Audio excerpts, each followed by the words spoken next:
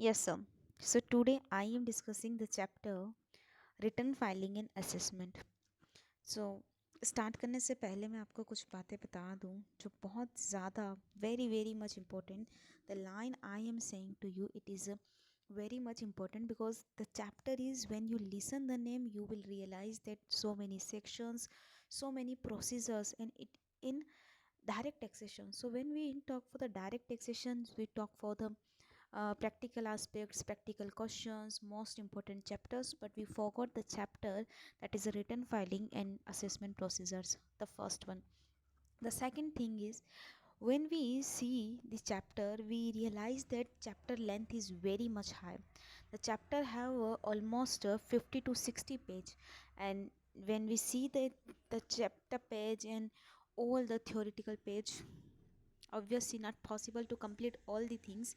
The second problem is, so what I am giving to you in my lectures, what you will find out what is a beneficial for you.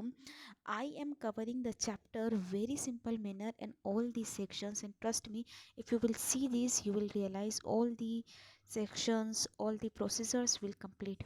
So the chapter name is written filing and assessment procedures in income tax in a direct taxation. सो अब सभी को पता है हम सभी return file करते हैं और वो रिटर्न होता है सेक्शन 139(1) का. क्योंकि अगर आप इंडिविजुअल हैं तो आपको पता होगा कि आप 31 जुलाई को अपना एक रिटर्न फाइल करते हैं. हर ईयर के एंड होने की 31 जुलाई तक आप अपना एक रिटर्न फाइल करते हैं. दैट रिटर्न इज, जिसे अपन क्या कहते हैं, नॉर्मल रिटर्न. एक इंडिविजुअल फाइल करता है जिसे अपन कहते हैं नॉर्मल रिटर्न. अब चूंकि रिटर्न जो होता है वो किसे फाइल करना पड़ता है, क्या आपको, क्या मुझे, या किसी और को, या किसी और को, किसे फाइल करना पड़ता है. The first one case, in case of a company और in case of a partnership firm, return जो होता है वो कंपलसरी होता है. ठीक है. और अगर मैं आपको इन अदर केसेस बोलूँ तो GTI माने ग्रॉस टोटल इनकम. ठीक है, ग्रॉस टोटल इनकम. तो इन अदर केसेस अगर आपका ग्रॉस टोटल इनकम जो है वो एग्जीड कर जाता है बेसिक एग्जिबिशन लिमिट से, लेकिन चूंकि जब हम GTI निकालते हैं, देखो सैलरी होता है, हमारा हाउस प्रॉपर्टी होता है, अगर हमारा PGBP है PGBP होता है, हमारा कैपिटल गेन है तो कैपिटल गेन होता है, अदर सोर्सेज है तो अदर सोर्सेज होता है. उसके बाद हमारा GTI आता है. लेकिन हम कैपिटल गेन में जो सेक्शन 54 के डिडक्शंस ले लेते हैं, उन डिडक्शंस को एड बैक फिर से हम कर देंगे और वो हम चेक करेंगे. अब यहाँ पर एक और आता है बेनिफिशियरी ओनर को और बेनिफिशियरी को. देखो, अगर इंडिया के बाहर आप किसी असेट्स के ओनर हो तो you are the beneficiary owner. ऐसे केस में आपको कंपलसरी रिटर्न फाइल करना पड़ेगा. लेकिन एक दूसरा केस ये होता है कि आप जो हैं वो बेनिफिशियरी है, यानी ओनर तो वहाँ का ही कोई पर्सन है या ओनर तो कोई XYZ ही है. आप तो उससे जो बेनिफिट आ रहा है, जैसे अगर वो प्रॉपर्टी अगर बिल्डिंग है और उससे रेंट आ रहा है तो वो रेंट आपकी जेब में जा रहा है, आपकी पॉकेट में जा रहा है. तो जब हम बात करते हैं ना बेनिफिशियरी की, अगर आप किसी असेट्स के बेनिफिशियरी हो, भारत के बाहर है वो असेट्स आउटसाइड इंडिया, तो भी आपको कंपलसरी रिटर्न फाइल करना होगा. एक केस होता है जब मान लीजिए A भी इंडिया का है और B भी इंडिया का है. अगर A उस प्रॉपर्टी का ओनर है, ठीक है, और A अपनी इनकम डिक्लेयर कर देता है इंडिया में, तो क्या फिर B की भी इनकम डिक्लेयर होगी? नहीं होगी. ठीक है.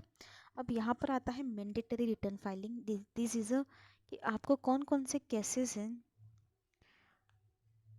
जहाँ मैंडेटरी हो जाता है रिटर्न फाइल करना. तो देखो मैं बताती हूँ, ये कुछ केसेस है जहाँ रिटर्न फाइल करना मैंडेटरी हो जाएगा. अगर आपका डिपॉजिट जो है कहाँ पर, करंट अकाउंट में, अगर आपका डिपॉजिट जो है वो करंट अकाउंट में मोर देन 1 करोड़ रुपी है तो आपको रिटर्न फाइल करवाना पड़ेगा. करंट अकाउंट कहाँ खुलवाया होना चाहिए, बैंक या फिर कोऑपरेटिव सोसाइटी. पक्की बात है. दूसरा, अगर फॉरेन ट्रेवल एक्सपेंसेस के बारे में बात की जाए, या तो आपने अपने लिए किए हो या फिर किसी अदर के लिए किए हो और वो अगर 2 लाख रुपये से ज़्यादा हो जाए, तो अगर आपका इलेक्ट्रिसिटी का जो खर्च है वो 1 लाख रुपये से ज़्यादा हो जाए पूरे साल पर एनम का, अगर कोई कंपनी है, मतलब any person other than company, तो कोई भी पर्सन अदर देन कंपनी और फर्म, अगर उसका टोटल सेल यानी कि कंपनी और फर्म को तो कंपलसरी रिटर्न फाइलिंग, इसके अलावा कोई भी पर्सन जो है उसका अगर टोटल सेल जो है वो क्या कर जाए या ग्रोस रिसीट जो भी बोले अगर एग्जिट कर जाए 60 लाख रुपये से, उसी तरीके से ग्रोस रिसीट एग्जिट कर जाए किसी प्रोफेशन की 10 लाख रुपये से, TDS TCS उसका कटा हो ड्यूरिंग द प्रीवियस ईयर 25,000 और मोर ऐसे केसेस में, और अगर वो रेजिडेंशियल इंडिविजुअल है जिसकी एज जो है वो 60 या उससे ज़्यादा है ऐसे में 50,000।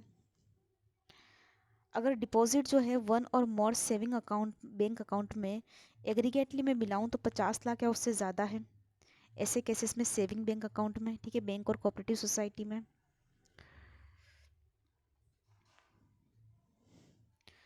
अब आ जाओ ये तो मैंने आपको क्या बताया कि कब कब आपको रिटर्न फाइल करना मैंडेटरी होता है। अब देखो ड्यू डेट क्या होती है ना, ड्यू डेट भी तो हमारे काम की है। क्या है ड्यू डेट? अगर ट्रांसफ़र प्राइसिंग की बात की जाए तो ट्रांसफ़र प्राइसिंग का तो है 30 नवंबर। अगर कैप की बात की जाए कंपनी, ठीक है, या फिर जिनकी ऑडिट होती है वो, और द थर्ड वन इज़ कहे तो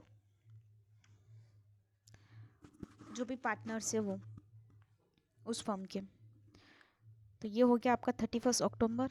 उसके बाद जितने भी अदर एसएससी इंडिविजुअल उनका होता है 31 जुलाई।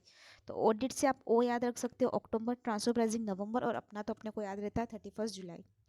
अब ये कहता है कि लॉस का रिटर्न मैंडेटरी हो जाता है इन केसेस में अगर पीजीबीपी की इनकम हो।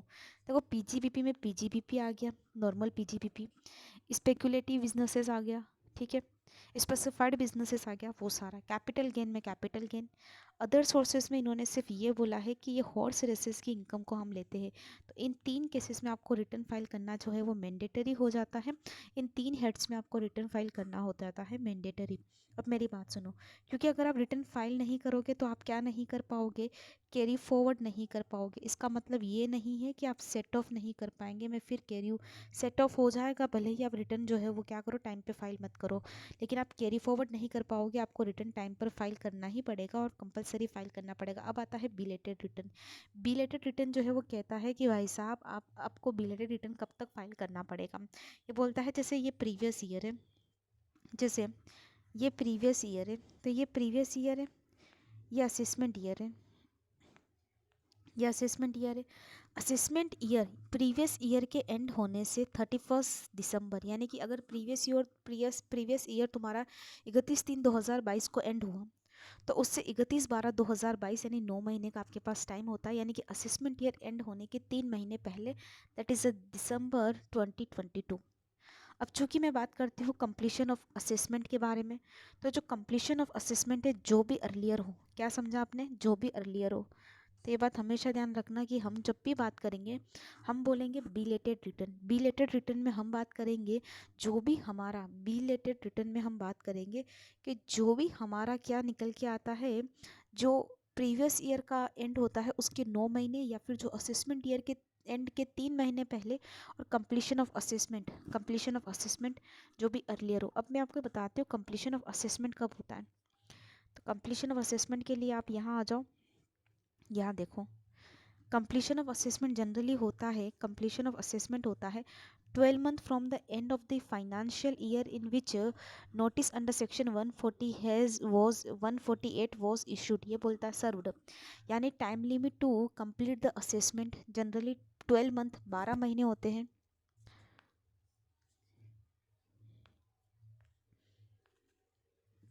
ठीक है, from the end of financial year end होने से 12 महीने, in which notice under 148 was served. तो ये बोलता है कि जिस साल आपको 148 का नोटिस सर्व हुआ ना, तो नोटिस सर्व होने के 148 का नोटिस सर्व होने के 12 month from the end of financial year in which notice serve, तो जब नोटिस सर्व हुआ उस फाइनेंशियल ईयर एंड होने से 12 महीने आपको देखने होते हैं completion of assessment.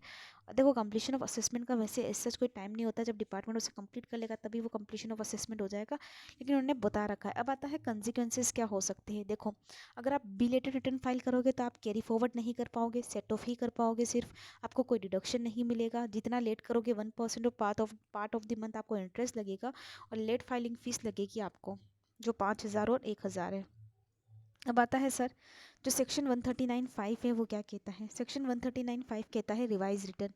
Revise return जो होता है वो ये कहता है कि सब्सटीट्यूट्स जो होता है वो ओरिजिनल रिटर्न का सब्सटीट्यूट्स होता है। इसका मतलब ये है कि जैसे एग्जांपल के लिए आपने 31 जुलाई को अपना एक रिटर्न फाइल कर दिया, उसके बाद आपको लगा नहीं डिटेल को जो रिवाइज करने की ज़रूरत है, आपने सितंबर में उसे रिवाइज किया, तो क्या ये माना जाएगा कि रिटर्न सितंबर में भरा? नहीं, सितंबर आपका रिटर्न यही माना जाएगा कि आपने 31 जुलाई को ही फाइल किया है। ठीक है, इंटीमेशन के बाद भी क्या रिटर्न रिवाइज हो सकता है? आपको डिपार्टमेंट से इंटीमेशन आ गया, जैसे आपने रिटर्न फाइल किया 10 दिन में आपको इंटीमेशन आ गया, तो इसका मतलब ये है क्या कि आप रिटर्न रिवाइज नहीं कर सकते? नहीं सर, इंटीमेशन के बाद भी रिटर्न रिवाइज होते हैं। डिफेक्टिव रिटर्न्स में क्या होता है, ये 3 डिफेक्ट अगर निकल जाते हैं, यानी कि आपने जो है जिस फॉर्म में रिटर्न फाइल करना था उस फॉर्म में नहीं किया। वैसे ऐसा पॉसिबल नहीं होता है क्योंकि आजकल ऑनलाइन पोर्टल पर हो चुका है, फॉर्म भी हम सही लेते हैं अगर हमारी जो सैलरी बनती है, लेकिन कभी कभार गलत हो जाए तो प्रूफ ऑफ टैक्स हमने नहीं दिए, या फिर अगर हमारी ऑडिट करवानी थी और हमने वो करवा के सबमिट नहीं करी है 44AB के अकॉर्डिंग, तो वो सारी बातें हैं।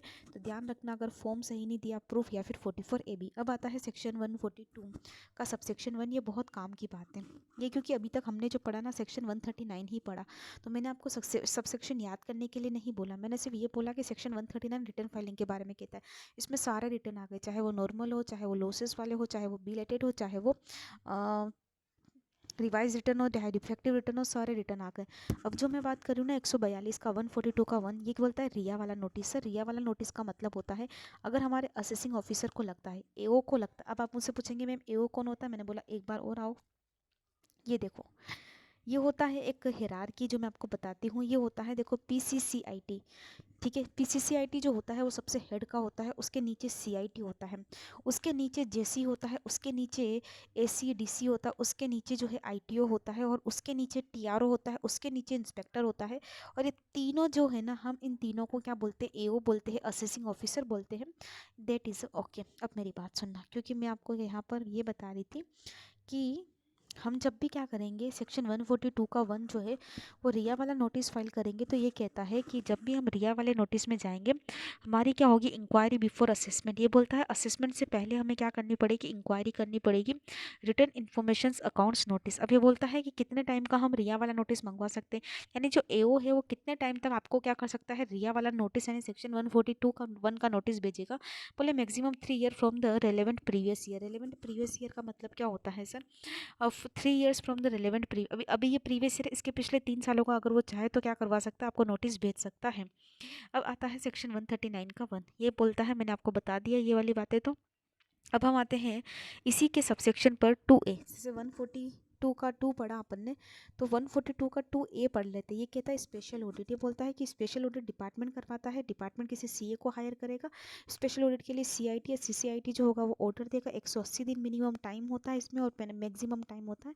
और पेनल्टी अगर आपने कॉर्पोरेट नहीं किया तो आपको 10,000 रुपये की पेनल्टी लग जाएगी। अब आता है सेक्शन 143 का 1। ये बोलता है कि भाई साहब सेक्शन 143 का 1 ये कहता है कि जब भी हम प्रोसेसिंग ऑफ रिटर्न करते हैं, सेक्शन 143 का 1 कहता है प्रोसेसिंग ऑफ रिटर्न। आपको सबको पता है कि सर जब आप रिटर्न फाइल करते हो 10 दिन के बाद आपको एक 143(1) का नोटिस आता है। एक 143(1) का नोटिस आता है आपको। वो नोटिस ये बताता है, वो नोटिस ये बताता है 143(1) का नोटिस ये बताता है इंटीमेशन। ये बोलता है कि भाई साहब आपने रिटर्न जो फाइल किया उसका ये इंटीमेशन है। इसमें हमारा यहाँ आता है, डिपार्टमेंट का यहाँ आता है, वो दोनों को कंपेयर करते हैं कि आप क्या मानते हो, हम क्या मानते हो, ऐसे करके वो क्या करता है? अपना डिटेल देता है। ये बोलता है कोई अर्थमेटिक एरर है, या फिर कोई इनकरेक्ट क्लेम है, या फिर कोई लॉसेस डिसअलाउ होते हैं, या फिर एक्सपेंसेस डिसअलाउ होते हैं, चाहे 10AA का कुछ है, या फिर जो आपका 6A का है वो कुछ है, तो ये सारी चीज़ें जो आती है वो सेक्शन 143A में वो लोग जो है वो चेक करते हैं डिपार्टमेंट। अब मेरी बात सुनना सर, जब भी हम बात करते हैं जो प्रीवियस ईयर होता है उसका असेसमेंट ईयर जो होता है, और उस असेसमेंट ईयर के एंड होने के, मेरी बात सुना, उसके भी असेसमेंट ईयर के एंड होने के 9 महीने, यानी कि इंटीमेशन जो है वो कब तक आता है? अगर तुमसे कोई कहे कि सर इंटीमेशन जो है वो कब तक आ सकता है, तो इंटीमेशन का तो इनके पास अच्छा प्रोसेसिंग ऑफ रिटर्न कब तक करते हैं? तो ये प्रोसेसिंग ऑफ रिटर्न जो होता है वो कहते हैं कि अगर प्रीवियस ईयर का रिटर्न फाइल कर रहे हो, जैसे 21-22 का फाइल कर रहे हो, 21-22 का 22-23 के एंड हो गया, मतलब 21-22 से असेसमेंट ईयर 22-23 उसके भी एंड होने के 9 महीने बाद, तो मतलब असेसमेंट ईयर का नेक्स्ट वाला ईयर, ठीक है, सक्सीडिंग ईयर, उसका 9 मंथ, मतलब उसके 3 महीने पहले वाला, अब आता है यहाँ पर हम जब 143(2) के बारे में बात करते हैं तो 143(2) कहता है कि सर नोटिस ऑफ स्क्रूटनी, यानी कि 143(1) अगर आप कहेंगे तो ये बोलता है आपको इंटीमेशन आया, लेकिन अगर इंटीमेशन से जैसे क्या होता है ना, उन्होंने इंटीमेशन कर दिया लेकिन उनको लगता है कि नहीं यार दिक्कतें ज़्यादा है, तुम लोग जितनी इनकम कमा रहे हो उतनी इनकम दिखा नहीं रहे हो, ऐसे में ये स्क्रूटनी का नोटिस भेज सकते हैं। ये बोलेंगे हम तुम्हारी स्क्रूटनी करेंगे, कब तक नोटिस भेज सकते हैं स्क्रूटनी का, तो ये बोलते हैं कि जो असेसमेंट ईयर है, आई थिंक एक सेकेंड,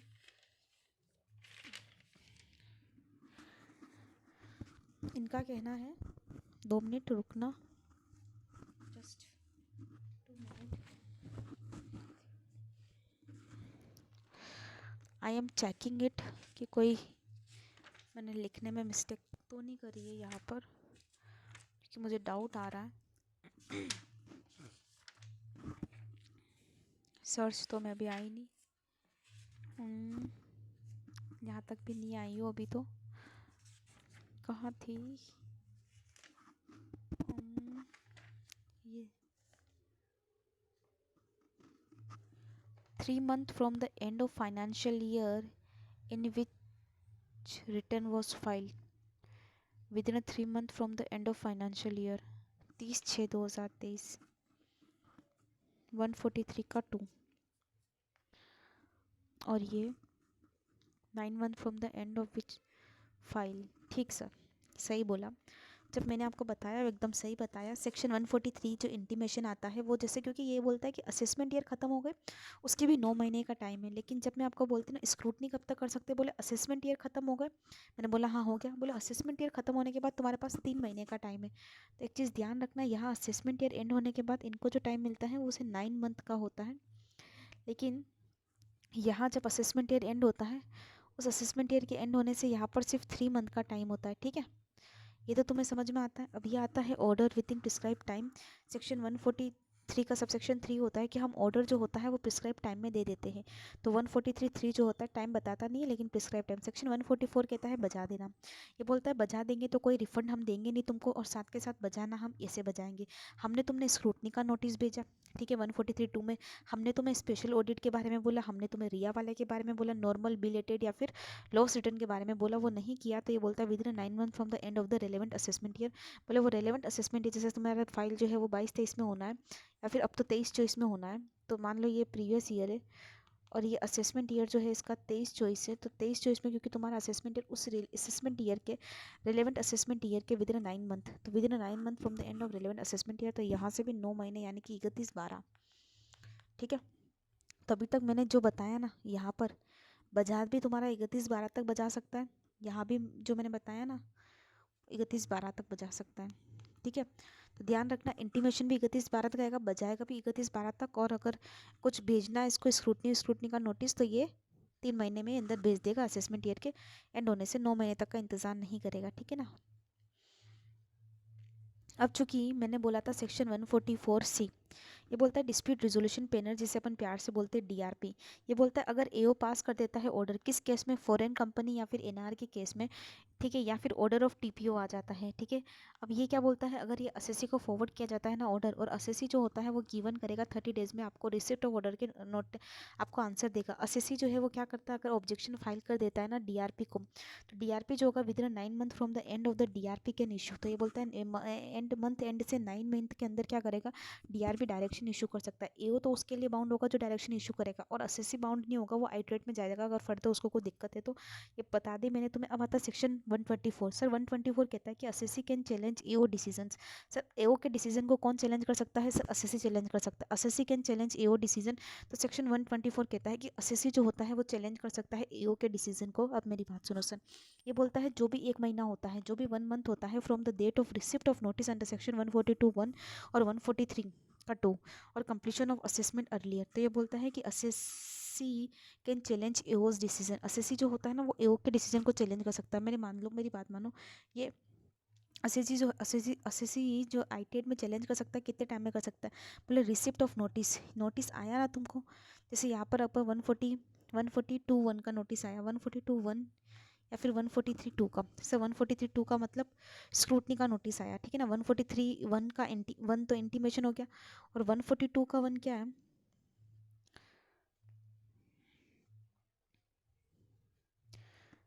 इंक्वायरी, तो रिया वाला नोटिस आया या फिर स्क्रूटनी का, ठीक है। तो सुनो, एक तो रिया या फिर स्क्रूटनी वाला नोटिस आया। मैंने क्या बोला, या तो रिया वाला नोटिस आया या स्क्रूटनी वाला नोटिस आया, जो भी आया, ठीक है ना, within 1 month from the date of receipt of notice और कंप्लीशन ऑफ असेसमेंट, जो भी अर्लियर हो, आप क्या कर सकते हो, इसके अगेंस्ट में जा सकते हो। अब आइट्रेट में जाओ आराम से, कोई दिक्कत नहीं है। अब इन्होंने क्या बोला है ये देखना है, ये कुछ चीज़ें हट गई है क्या?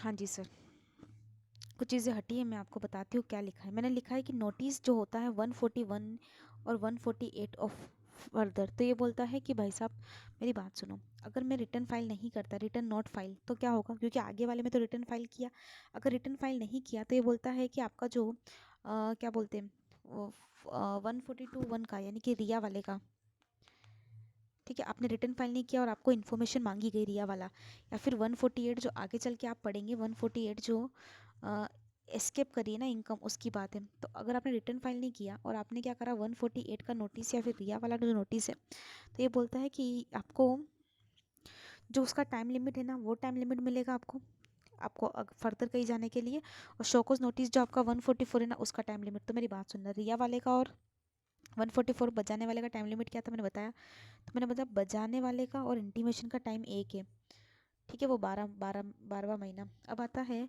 कि पावर ऑफ स्क्रूटनी, देखो अब होगी स्क्रूटनी, स्क्रूटनी करने के लिए पीसीसीआईटी और सीसीआईटी बड़े लोगों की परमिशन लगेगी। स्क्रूटनी में होता है क्या, इंस्पेक्शन ऑफ बुक्स हो जाता है, रिकॉर्ड्स हो जाता है, कैश हो जाता है, इंपाउंड बुक्स हो जाती है, प्लेस ये हो जाता है।